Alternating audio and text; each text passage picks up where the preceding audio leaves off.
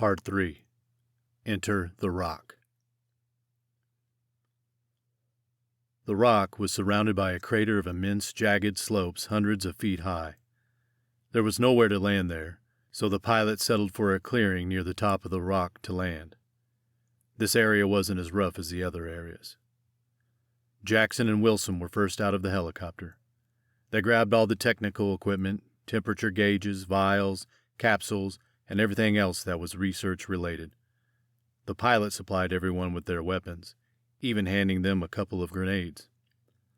"Be careful with these," he said. "One wrong move and boom!"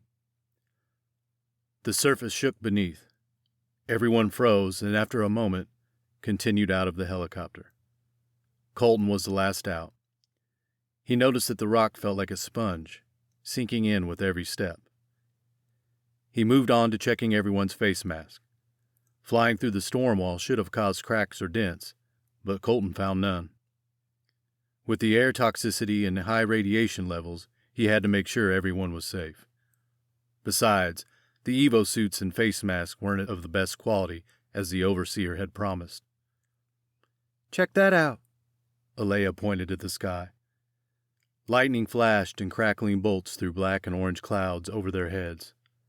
The thunder that followed shook them. "This was way different than the storms we see back home." "Yeah," Colton said. "It's hundreds of years of pure ugly."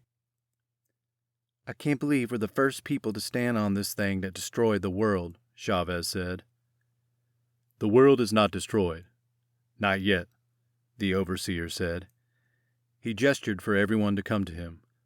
They gathered in a circle just a few feet away from the helicopter. "Siri, link up," he said. "Security interface and response intelligence activated," a feminine robotic voice responded. "Siri, give us a heads-up display." "Heads-up display activated," she responded.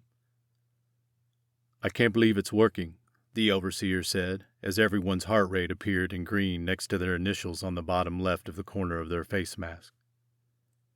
"Siri will monitor our heart rate and health conditions throughout our Evo suits. If anyone gets hurt, one of our face masks cracks or breaks, or if there is a tear in one of our suits, we'll all know." "Well, let's get what we need and go home.